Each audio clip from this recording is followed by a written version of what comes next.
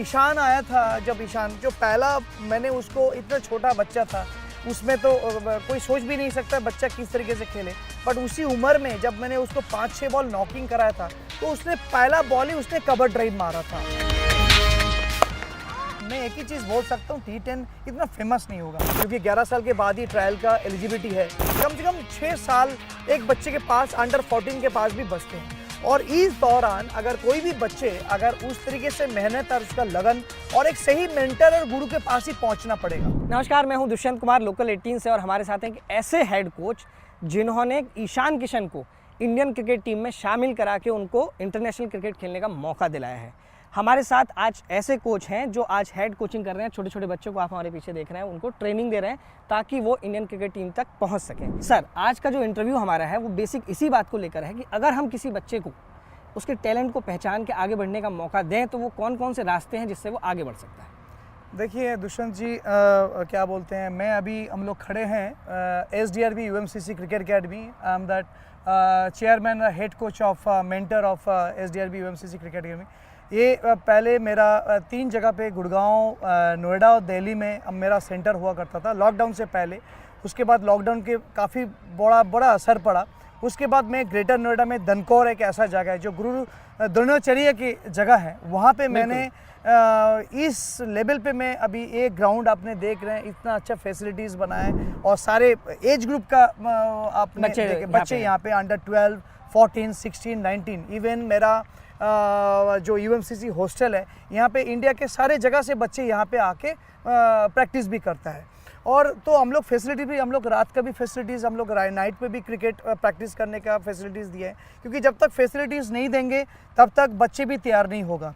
तो मेरा initial stage में जब भी कोई बच्चे इनरोल करने के लिए आता है, जो बच्चे आते हैं, तो मैं कोशिश करता हूँ जो छोटे बच्चे ज़्यादा आएँ, तो उससे क्या है ना, उनका स्कोप ज़्यादा बढ़ जाता है।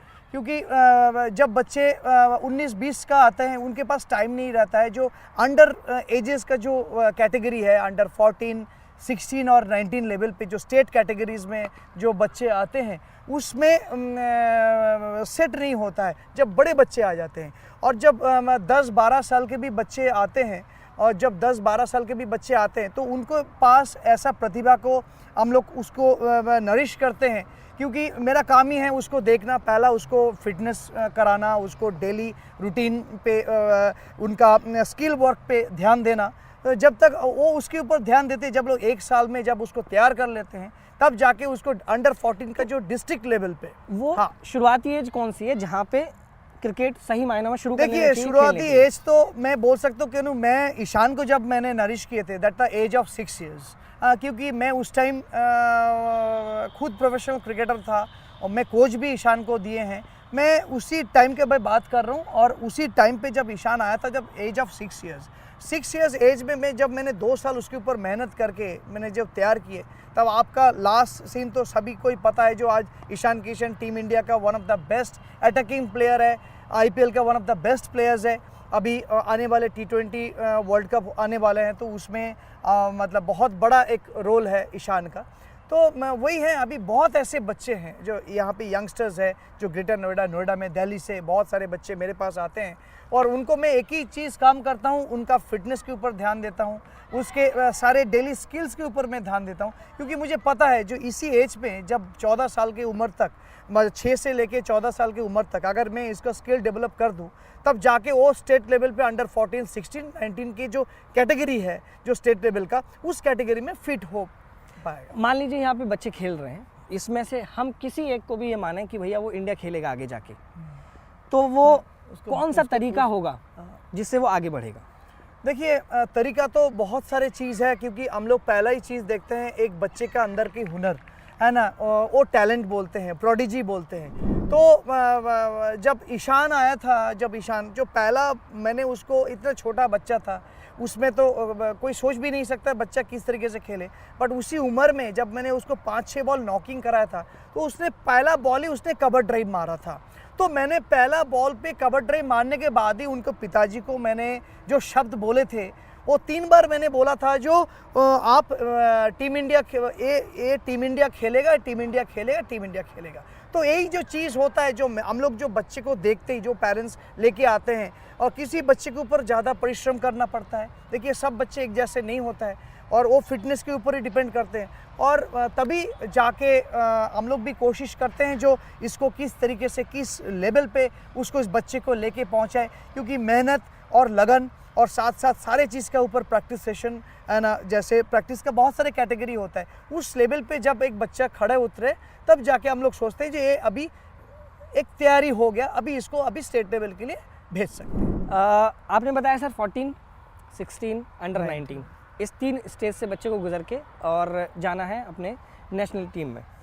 तो 14 खेलने के लिए वो कब तक तैयार हो जाए? अगर 14 मिस हो गया तो क्या स्कोप है कि वो 16 और 19 के जरिए? एब्सोल्युटली, क्योंकि 14 तो एक स्टेट लेवल का मैचेस होता है और 16 से ही बीसीसीआई के मेन मैचेस शुरू हो जाता है। और 14 में जब बच्चे तैयार होते हैं, मान के चलते 2 साल लगते हैं, क्योंकि 11 साल के बाद ही ट्रायल का एलिजिबिलिटी है, और 14 साल में जब अंडर 14 में जब वो बच्चे जाते हैं, अगर मान के चलते हैं बहुत बच्चे आते हैं, अगर बच्चे अगर तैयार भी नहीं हुआ है, अगर बाई चांस मिस भी हो जाता है, ट्रायल की बात है और उसमें सिलेक्शन तो सिलेक्टर के ऊपर डिपेंड होता है, तो अगर बच्चे निराश होने की कोई बात नहीं, उसके पास 16 का भी 2 साल और अंडर 19 का भी 2-3 साल उसके पास है। कम से कम 6 साल एक बच्चे के पास अंडर 14 के पास भी बचते हैं। और इस दौरान अगर कोई भी बच्चे अगर उस तरीके से मेहनत और उसका लगन और एक सही मेंटर और गुरु के पास ही पहुंचना पड़ेगा, क्योंकि देखिए जब तक उस तरीके से आपने देखे हम लोग का मॉनिटरिंग किस तरीके से होता है, बच्चे तो खेल रहे हैं बट एक कोच का काम है उस बच्चे का किस दिशा पे काम हो रहा है, उसका जो फॉल्ट हो रहा है कैसे फॉल्ट को पकड़ा जाए और उसको उसी फॉल्ट में उसको सही दिशा पे और उसको उसी पे काम करना। तो हम लोग भी यहाँ पे सारे कोचेज़ और सारे लोग भी हम लोग एक एक चीज़ के ऊपर काम करते हैं, तभी हम लोग को पता चलता है, बांध के चलते हैं जो 14 भी मिस हो गया तो हम लोग निराश नहीं होते, क्योंकि हम लोग के पास 5-6 साल रहता है उस बच्चे को 16 और 19 खिलाने का। मान लीजिए ग्लैमर देख के किसी माँ को लगता है कि यार मेरे बच्चे को क्रिकेटर बनना है, और अगर वो प्रतिभा शायद वो टैलेंट मिस है, तो कैसे आप उसको बताएंगे कि भैया नहीं बन पाएगा, आप छोड़ दो? देखिए हम लोग जो कोचेज़ और मेंटर होते हैं, क्योंकि हम लोग कभी भी उस चीज़ के ऊपर निराश नहीं होते हैं, क्योंकि देखिए एक बच्चा जब 19-20 साल में आते हैं तो अगर पेरेंट्स के अंदर बहुत इच्छा है, क्योंकि तभी हम लोग क्या ना 2-3 दिन का एक फ्री डेमो ट्रायल रखते हैं उसके ऊपर, और उसमें हम लोग उसको बैटिंग बॉलिंग और फील्डिंग तीनों चीज़ देखते हैं, क्योंकि उस कैटेगरी में तो पहली बात तो 16-19 में तो वो तो आउट हो गया, अभी बचा हुआ है अंडर 23 और रणजी ट्रॉफी। हाँ जी, तो इस कैटेगरी में जब 20 साल के कोई बच्चे आते हैं, अगर हम लोग देख लेते हैं 2-3 दिन में उसके मेरे मुताबिक वो उसका बैटिंग बॉलिंग और फील्डिंग अच्छा नहीं हुआ है, तो 3 दिन के बाद हम लोग पेरेंट्स को बता देते हैं कि उसको आगे क्रिकेट ना खिलाना ही ठीक है, क्योंकि एज भी ज़्यादा हो जाता है। और सबसे बड़ी बात क्या होता है, यहाँ पे एक समय देना पड़ता है यहाँ पे बहुत ज़्यादा, क्योंकि एक बच्चा सिर्फ 2 घंटे के प्रैक्टिस में हम लोग नहीं सोच सकते हैं जो बच्चे को स्टेट लेवल और इंडिया खिलाने का, कम से कम 5-6 घंटे का कड़ी मेहनत 2-2 टाइम के देना पड़ता है, बहुत सारे कम से कम 600-700 बॉलें रेगुलर प्रैक्टिस करना पड़ता है, तब जाके हम लोग सोच सकते हैं जो उस लेवल। अगर हम ईशान किशन की बात करें जी, तो कितनी बॉलें प्रैक्टिस करते थे? रेगुलर उनका लगन कैसी लगन थी? रेगुलर 300 से 400 बॉलें उस छोटे एज में। छोटा कितना, मतलब 6 साल? जब 6 से 7 साल था तब जाके रेगुलर में उसको आफ्टर नेट्स 300 से लेके 400 बॉल में उसको खिलाता था, तो 300 to 400 balls in that age group. ठीक है, और सारे शॉट्स की तैयारी। अच्छा, और ये गांव में जैसे बहुत नया टैलेंट होता है, तो क्या है उनको पता नहीं होता कि यार जाना कैसे है?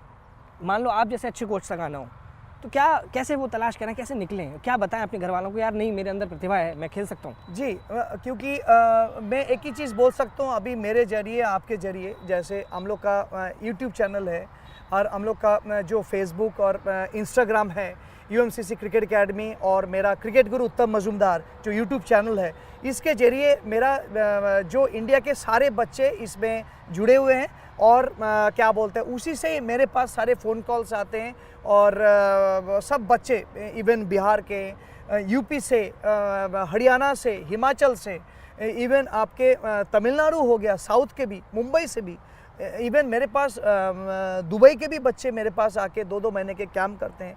अभी कोयम्बटूर से भी, केरल से भी बच्चे आएंगे, एंड वो लोग भी दो इवन यूएस से भी 1-2 बच्चे आने की अभी बात है जनवरी फरवरी में, उन लोग को भी बातचीत चल रहा है मेरे पास आके। तो ऐसे सारे बच्चे आते हैं मेरे हॉस्टल में, मेरा सारे बंदोबस्त है, आपने मेरा कैंटीन का भी फैसिलिटीज़ है। बच्चे सुबह से जो हॉस्टल के बच्चे हैं उनको दोनों टाइम का प्रैक्टिस सेशन रहता है, सुबह भी और शाम को भी। इवन नाइट्स में भी हम लोग को फैसिलिटीज़ किया हुआ है, रात में भी हम लोग को मैचेस का और सारी चीज़ का सुविधा हम लोग सब बच्चे लोग को दिया हुआ है। तो इससे क्या होता है, जो जितना ज़्यादा एक बच्चे प्रैक्टिस करेंगे, जितने ज़्यादा उसको हम लोग खिलाएंगे, तो हम लोग को लगता है जो प्रतिभा भी उस लेवल का, जैसे इंडिया जैसे मैंने ईशान को तैयार किया, उसी लगता है जो सारे बच्चे के अंदर जो प्रतिभा हो वो निखर के आगे जाके टीम इंडिया के लिए हम लोग और आईपीएल के लिए भी तैयार कर सकते हैं। सर जब कोई बच्चा आता है तो क्या गोल लेके चलते हैं कि कम से कम आईपीएल खेल ले, कम से कम रणजी खेल ले, या फिर नहीं, मेरा लक्ष्य, मेरे पास जो आते हैं, मैं आईपीएल और रणजी ट्रॉफी के लिए नहीं सोचता हूँ। मेरा जो मेन मोटो है वो मेरा इंडिया है। इंडिया से नीचे मैं कुछ नहीं सोचता हूँ, ना मैं देखता हूँ। मेरा लक्ष्य वो रणजी ट्रॉफी खिलाना और आईपीएल खिलाना नहीं है, क्योंकि मेरा मेन मकसद है जो टीम इंडिया में एक बच्चा को मेहनत करने के बाद वहाँ पे कैसे पहुँचाया जाए और उस लेवल के प्रैक्टिस कैसे कराया जाए। तो मेरा हमेशा एक सपना रहता है, मेरा हमेशा एक अंदर से खुशी रहती है। जो पेरेंट्स आते हैं, जो पेरेंट्स बच्चे को बहुत ज़्यादा टाइम देते हैं, मेरे पास भी यहाँ पे भी बहुत पेरेंट्स आते हैं और बच्चे के पीछे दिन रात लगे रहते हैं, तो मुझे खुशी होती है, क्योंकि वो बच्चे आगे जाते हैं जो बच्चे के थोड़ा सा टाइम, इसमें टाइम टेकिंग है। तो सर जैसे बच्चे आए, बच्चों को लगता है कि यार मैं विराट कोहली और रोहित जैसा बल्लेबाज बन जाऊं, लेकिन शमी जैसा बॉलर बनना हूँ, तो मतलब क्या? आपने सही, बहुत अच्छा क्वेश्चन किया। सारे आजकल पेरेंट्स आते हैं तो बोले विराट और ईशान और रोहित बनना है, बट मैंने बोला है जो बॉलर्स भी बेटा बनो, क्योंकि मैं हमेशा कोशिश करता हूँ, मेरा जो मेन लक्ष्य है एक प्लेयर को एज अ ऑलराउंडर बनाना।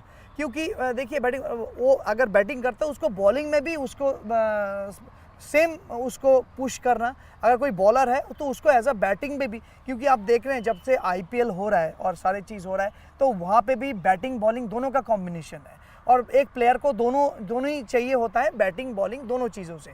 क्योंकि अगर मान के चलते हैं T20 4-4 ओवर की बॉलिंग करना पड़ता है। अगर जो प्लेयर, हार्दिक पांड्या को आप देख लीजिए, one of the best allrounder, बस चोट के कारण थोड़ा सा बाहर हुआ है, और मुझे लग रहा है ऐसा प्रतिभा है हार्दिक, और वो अभी T20 का कप्तान भी है, अभी सूर्या को बनाया गया।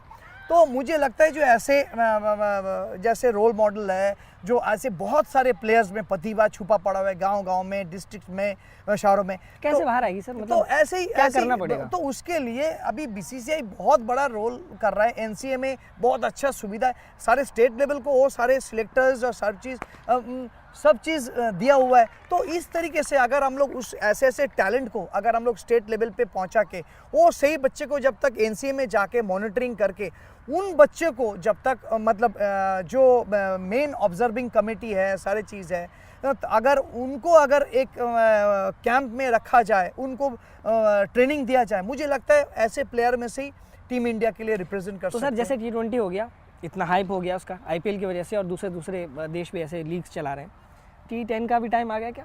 हाँ, T10 आ रहा है, बट T10 का इतना मैं एक ही चीज़ बोल सकता हूँ, T10 इतना फेमस नहीं होगा, उसमें बहुत ज़्यादा समय कम होता है, एक मारधार पर, तो उसमें एक असली स्किल वर्क है वो T20 तक ही सीमित है। जैसे लोगों के पास टाइम नहीं है, अभी बहुत सारे स्टेडियम हमने खाली देखे वर्ल्ड कप के दौरान, होता है, तो T10 आया और लोगों को लगा कि नहीं यार, देखिए 50 over test match is always is great, क्योंकि वहाँ पे असली क्रिकेट का जो वो कभी ख़त्म नहीं हो सकता है, क्योंकि T10 T20 जितना भी बोलिए, क्योंकि एक 50 ओवर्स मैच और एक टेस्ट मैच वो कभी भी ख़त्म ही हो ही नहीं सकता। अगर वो ख़त्म हो जाए तो क्रिकेट ही ख़त्म है, क्योंकि एक प्लेयर को असली जजमेंट करना, असली स्किल वर्क पता होना, वो टेस्ट मैच और 50 ओवर्स से ही पता चल जाता है। क्योंकि T20 में क्या होता है, एक बॉलर को 4 ओवर मौका मिलता है, आप उस 4 ओवर में क्या स्किल वर्क दिखाएंगे, क्या करेंगे। स्किल से अगर हम ये सोचें कि सर आप एंटरटेनमेंट कैसे क्रिएट हो रहा है, तो यहाँ पे भी जैसे क्या होता है, जो 50 ओवर्स में भी यहाँ पे भी आपको बहुत सारे फॉर्मूला निकालना पड़ेगा आईसीसी को, जिससे मैच एंटरटेनमेंट हो, क्राउड आए, क्योंकि जब तक क्राउड नहीं आएगा तब तक कोई मतलब अट्रैक्शन नहीं है। हम लोग लॉकडाउन में भी बिना दर्शक में भी हम लोग खेल देखे थे, वहाँ पे प्लेयर्स एंजॉय नहीं कर पा रहे थे।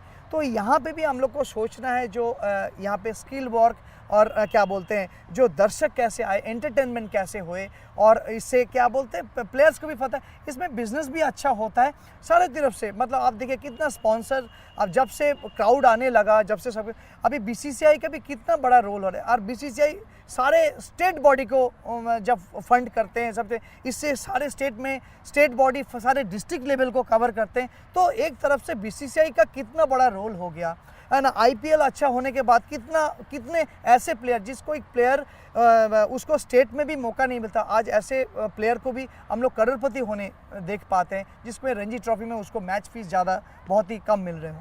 तो सर ये मान लीजिए मैच फीस की बात है, पैसे कमाने के लिहाज से टी10 को कैसे देखते हैं? T10 हाँ, पैसे कमाने के लिए मैं चला गया, मतलब उसमें टैलेंट है, नहीं खेलना सबसे बड़ी बात है, मैं T10 को एक आप बिजनेस पॉइंट ऑफ व्यू से बोले तो T10 इतना ज़्यादा मतलब अभी सक्सेस नहीं होगा, क्योंकि अभी T20 का ज़माना है, क्योंकि T10 it's a very short format. क्योंकि T10 में क्या होता है ना, मारधार वाला गेम तो होता है, बट इसके लिए थोड़ा सा टाइम देना पड़ेगा, क्योंकि इसमें जब तक मैचेस ज़्यादा ना ही होगा, क्योंकि अच्छे टीम को भी आना पड़ेगा। क्योंकि आईपीएल सबसे सफल क्यों है, क्योंकि इसमें सारे स्पॉन्सर्स हो गया, सारे अच्छे बॉलर्स हो गया, सारे अच्छे प्लेयर्स हो गया, तो वो चीज़ बहुत ज़्यादा इम्पोर्टेंट है। सर हमारे दर्शकों को ये बताइए, इंडियन टीम वर्ल्ड कप का फाइनल हार गई, क्या वजह रही होगी आपकी नज़र में? देखिए, इंडियन टीम इस बार जो प्रदर्शन किया है, और ये बहुत ही शानदार प्रदर्शन किया है। मतलब 10 मैच इन्होंने लगातार जीते हैं। सारे प्लेयर्स, रोहित से लेके विराट, श्रेयस अय्यर, केएल राहुल, सूर्य, शुभमन गिल से लेके सब ने अच्छा प्रदर्शन किया। इवन बॉलर को देख लीजिए, बुमराह, सामी और जडेजा। तो फाइनल में हमसे कहाँ कमी रह गई या क्या? देखिए, फाइनल में कमी रह गई, थोड़ा सा विकेट थोड़ा सा एक डबल पेस में खेल गया। वहाँ पे जो हम लोग को जो पहले बैटिंग आ गया, और वो उस टाइम विकेट थोड़ा सा स्लो था और डबल पेस पे था, तो इसके कारण ये इंडियन टीम के कोई वो नहीं है, क्योंकि विकेट थोड़ा सा स्लो था, इसके कारण थोड़ा सा ये हो गया। पर लास्ट में सेकंड हाफ में जब ऑस्ट्रेलिया बैटिंग किए, उस टाइम ड्यू के कारण विकेट बहुत अच्छा, एक पाटा बोल सकते हैं जिसको हम लोग बोलते हैं हिंदी भाषा में, और एक सॉलिड बॉल बाउंस भी कर रहा था, डबल पेस नहीं था। सर ये होता क्या है कि मेंटल स्ट्रेंथ की एक बात करते हैं हम। जब हम खेल रहे थे तो लोग कह रहे हैं कि विराट कोहली और केएल राहुल जब खेल रहे थे थोड़ा स्लो हो गए, या शायद बाउंड्रीज निकाल सकते थे, लेकिन वहीं ट्रेविस हेड जब आए तो वो बहुत एक पेस पे खेले। तो कहाँ मेंटल स्ट्रेंथ की कितनी ज़रूरत है खिलाड़ी के लिए कि वो देख पाए कि भाई मुझे करना है क्या? बहुत ज़्यादा, क्योंकि हम लोग देखिए इस वर्ल्ड कप नहीं जीत पाए, इसके हम लोग का खूब है, बट अभी से हम लोग को मिशन 27 के लिए तैयारी रखना पड़ेगा। जो देखिए, क्योंकि एक चीज़ बोल सकते हैं, जो Travis Head, Australian already 5 world cup जीत, 5 इस वर्ल्ड कप से पहले 5 वर्ल्ड कप ऑलरेडी जीते हुए थे। तो हम लोग क्या कर रहे थे, तो इससे क्या होता है पता चलता है, ऑस्ट्रेलियन की जो मानसिकता है वहाँ पे ऑलरेडी जीता हुआ मानसिकता वो अलग काम करता है। क्योंकि फाइनल ये लोग 10 मैच तो जीते हुए थे, बट एक मेंटली प्रेशर बहुत ज़्यादा रहता है एक फाइनल मैच का और कप को जिताना। तो वो चीज़ इंडियन टीम को समझना पड़ेगा। एक में जब प्रेशर सिचुएशन आता है, जितने बड़े प्लेयर को वहाँ पे खड़ा उतारना पड़ेगा, और वहाँ पे यहाँ पे इट्स अ मीटिंग करना है, क्योंकि हम लोग को ऐसे बहुत सारे वर्ल्ड कप हाथ से नहीं आने वाले चैलेंजेस। तो 2027 में आप किस किस प्लेयर को देखते हैं कि ये खेलेगा? देखिए, अभी तो ये बहुत दूर है, हम लोग तो ऐसे सोच नहीं सकते हैं, क्योंकि एक फिर भी आपको फिटनेस के आधार पे, मेंटल स्ट्रेंथ के आधार पे, काबिलियत के आधार पे कौन लगता है कि कौन खेलेगा? देखिए, विराट तो रह सकता है, क्योंकि विराट का जो फिटनेस है, बाकी का तो मुझे पता नहीं, बट इस टीम में जैसे शुभमन गिल हो गया, ईशान किशन हो गया, इन 3-4 साल के बाद ये लोग तो एकदम टोटली पका हुआ प्लेयर रहेंगे, ये लोग ही आगे रिप्रेजेंट करेंगे। फिर आगे आपको श्रेयस को भी मैं देख सकता हूँ इसमें। श्रेयस और विराट मतलब एक वो लोग अगर अपना फिटनेस को बजा के रखेंगे, तो मुझे लगता है जो आने वाले 2027 का जो वर्ल्ड कप है, तो उसमें ये लोग और बाकी शुभमन गिल, ईशान किशन, ऐसे यशस्वी जायसवाल, बहुत सारे ऐसे प्लेयर्स जो अपकमिंग प्लेयर्स। हाल ही में कभी ईशान से बात हुई सर? हाँ, रेगुलर नहीं, वर्ल्ड कप के बाद ही हुआ है, और वर्ल्ड कप के पहले भी हुआ है, क्योंकि हम लोग वीडियो कॉल से काफ़ी देर तक बातचीत। तो किस तरह की बात उन्होंने देखिए, मेरा बातचीत खेल से कोई रिलेटेड नहीं है, क्योंकि मुझे खेल से ज़्यादा समझाना नहीं होता है, क्योंकि ऑलरेडी वो पका हुआ प्लेयर है, सब चीज़ कर रहा है। क्योंकि मैं उसको स्ट्रेस दूर करने के लिए हम लोग बहुत इंजॉय करते हैं और उसको स्ट्रेस फ्री करते हैं। तो कोई ऐसी बात जो उन्होंने कही कि यार नहीं नहीं नहीं, ऐसा मैंने क्या बोला है आपको, क्योंकि मेरा काम होता है उसको पॉजिटिव करना, उसको कोई चीज़ मिस हो गया तो उसको नेगेटिव बोल के मेरा काम नहीं है। मैं एक डॉक्टर की काम करता हूँ, मेरा पेशेंट आता है तो उसको सही तरीके से इलाज करना, और मैं ही अगर बोलेंगे जो यार वर्ल्ड कप हार गया वो हो गया, मेरा काम वो नहीं है। मेरा काम है सबको पॉजिटिव रखना, पॉजिटिव, और जैसे जो चीज़ बीत गया वो हिस्ट्री हो जाता है, उसके लिए ज़्यादा सोचने का नहीं है। मैंने बोला आप जो चीज़ बीत गया उसको सोचना नहीं है, आने वाले जो टाइम है उसके ऊपर आप खड़े उतरो, उसके ऊपर मेहनत करो, और आने वाले टाइम में आप लोग ही देश को रिप्रेजेंट करके वर्ल्ड कप को आपको ही जिताना है। सर क्विकली, ऐसा कोई वाकया ईशान किशन का जो बचपन में जब वो खेलते हों या तैयारी कर रहे हों, कोई ऐसा फ़नी मोमेंट हो सकता है या बहुत हार्ड मोमेंट हो सकता है जब उन्होंने लगातार 2-4 दिन एकदम छक्के मेहनत किया, बहुत डांट दिया आपने, हाँ ऐसा जी, कुछ हाँ जी, क्या है? बहुत सारे चीज़ है इसमें। आपको दो चीज़, एक फ़नी मोमेंट बोल रहा हूँ, जैसे क्योंकि वो बहुत नोटी होता था, हाँ। ईशान, और मेरे हाथ से बहुत पिटाई भी खाया, हाँ। और वो बहुत ज़्यादा। और उस टाइम जब मैं गुस्सा आता था, उस टाइम उसके फादर साहब स्टेडियम मोइनुल हक स्टेडियम से बिहार क्रिकेट एकेडमी का जो ग्राउंड पे बैठे रहते थे। मैंने बोला आप चले जाओ, नहीं तो मैं उसको और ज़्यादा पिटाई करूँगा।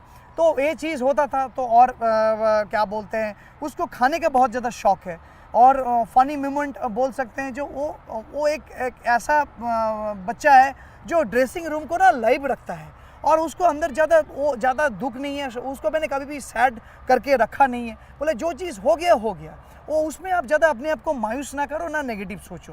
तो इसलिए वो हमेशा वो टीम इंडिया के ड्रेसिंग रूम का सबसे चाहते प्लेयर है। और वो टीम जो फनी इंडिया मोमेंट आप बता रहे थे वो क्या था सर एग्जैक्टली? फनी मोमेंट वो या कोई हार्ड मोमेंट जिसमें उन्होंने नहीं, ऐसे हार्ड बहुत मोमेंट कुछ नहीं है, बहुत मतलब इतनी ज़्यादा मेहनत कर ली हो कि यार सो गए हो, मतलब पता चला कि यहीं ग्राउंड पे सो हाँ, गए। बहुत सारे चीज़ ऐसे मोमेंट हुआ है। जैसे एक बार जब वो वर्ल्ड कप अंडर 19 खेल के आया, और उसको यहीं से वो सीधा घर नहीं जाके, जब मैंने उसको टिकट करा के और मैंने वहाँ पे भेजा, दो टिकट हम लोग फ्लाइट मिस हुआ था। एक बार टाइमिंग शाम का था, और वो हम लोग सुबह का फ्लाइट था 7 बजे का।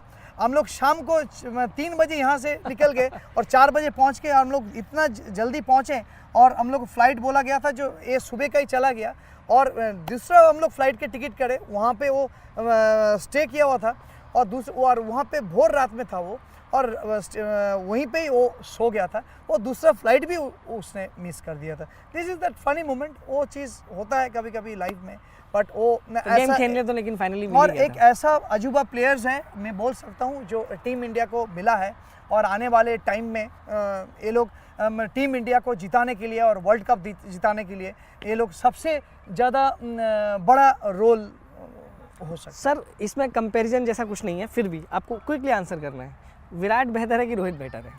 नहीं, देखिए दोनों अलग प्लेयर हैं। आप दोनों को कॉम्बिनेशन नहीं, वैसे तो बहुत सारे मैं समझता हूँ, क्योंकि दोनों में अलग अलग खूबियाँ है ना। देखिए रोहित के पास 3 डबल 100 है, और विराट के पास 50 100 है। फिर भी एक अगर हम सुनना चाहें, मैंने क्या बोलता है, देखिए हम लोग किसकी बेटर है? टेक्निक दोनों का ही बेटर है। दोनों अलग घराना का क्रिकेटर है, एक दिल्ली से, एक मुंबई से। जब ऐसे प्लेयर जब आता है, दोनों का घराना अलग अलग हो जाता है, तो दोनों का कॉम्बिनेशन एक नहीं बोल सकते हो आप, क्योंकि दोनों ही टीम इंडिया का एक स्तंभ है, मतलब, और दोनों ही एक बेहतरीन एक्सपीरियंस प्लेयर है, जो टीम इंडिया के लिए इतने सारे मैच जीता है। इतने सारे, मुझे लगता है जो जितने सारे दर्शक सुन रहे हैं मेरे बात, और जो टीम इंडिया इस बार वर्ल्ड कप नहीं ले, उसका खूब तो है, बट मुझे लगता है इन प्लेयरों को बहुत ज़्यादा इज्जत देना चाहिए, बहुत रेस्पेक्ट करना चाहिए। टीम इंडिया के जितने सारे कोचेज़ हैं, उनको सपोर्ट स्टाफ है, बहुत सारे चीज़ जो है ना, इनके ऊपर एक रेस्पेक्ट अदा करना चाहिए। मैं तो यही बोलूँ। कप्तानी किसकी अच्छी थी? अच्छा, इस पे तो चले सकते हैं, मैंने किसका कप्तानी, रोहित की या विराट की? आप ऐसे में आ जाते हैं, क्योंकि मुझे इस तरीके से आंसर देना आता नहीं है, क्योंकि मैं तो सबको, क्योंकि विराट ने कप्तानी अलग क्या किया, क्योंकि विराट ने भी आपको जो ऑस्ट्रेलिया के जो टेस्ट मैच है, वो सीरीज़ विराट ने जीता था, हम लोग काफ़ी दिन के बाद जीता है। और रोहित ने भी हम लोग काफ़ी सारे सीरीज़, काफ़ी सारे टूर्नामेंट्स रोहित के हाथ से जीते। तो हम लोग बोल सकते हैं आज इस बार वर्ल्ड कप भी फाइनल में पहुँचे। ईशान ने ऐसी कोई बात जो आपको बताई हो कि यार धोनी ने उनको मेंटरशिप में ये बात बताई, या उनके कप्तान रोहित ने बताई, क्या आपसे डिस्कस की होगी? या उन्होंने कहा कि धोनी ने यार ये कहा। एब्सोल्युटली, मैं धोनी भाई की बात कर रहा हूँ। जब ईशान 2018 में झारखंड के प्लेयर थे और उस टाइम धोनी भाई मेंटर थे। और ईशान ने इसके अगेंस्ट दिल्ली के अगेंस्ट रणजी ट्रॉफी में 274 मारा था और 6 नंबर में आके जिसमें 14 छक्के मारे थे। और वो एक अभी तक एक हिस्ट्री है और एक रिकॉर्ड है, मतलब आपका बहुत बड़ा। और वो उस टाइम धोनी भाई ईशान को बोला था जैसे अगर आप इंडिया नहीं खेल पाते इसके बाद तो आप जस्टिस नहीं कर रहे हो अपने टैलेंट के साथ। तो ईशान ने भी रोहित के साथ कम से कम 3-4 साल आईपीएल में बिताए और बहुत ही Rohit Sharma is a very good कप्तान जिसको बोल सकते हैं। तो वो कैसे उनको ईशान को बहुत गाइड किया है क्योंकि मैंने तो उसको बचपन से देखा, गाइड किया है। बट वहाँ पे जब कोई बच्चा कोई खेल रहा है किसी टीम में और उसको मुंबई इंडियंस का बहुत साथ मिला, रोहित ने भी उसको एज अ कप्तान उसको बहुत ही ज़्यादा मदद किए हैं, बहुत ज़्यादा गाइडेंस किए हैं, जिससे उसका गेम उसको बहुत एक अलग लेवल पे पहुँचा हुआ है।